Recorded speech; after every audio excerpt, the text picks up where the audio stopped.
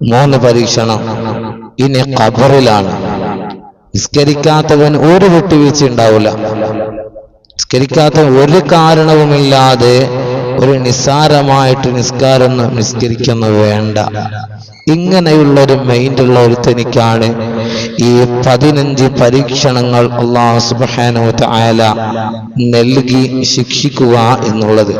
ദുനിയാവിൽ 5 പരീക്ഷണം, മരണസമയത്ത് 3 പരീക്ഷണങ്ങളാണ്.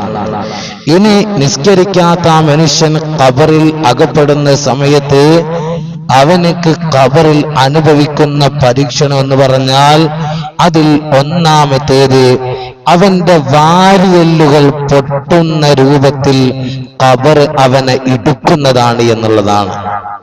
അവന്റെ വാരിയെല്ലുകൾ പൊട്ടുന്ന രൂപത്തിൽ ഖബർ അവനെ ഇടുക്കുന്ന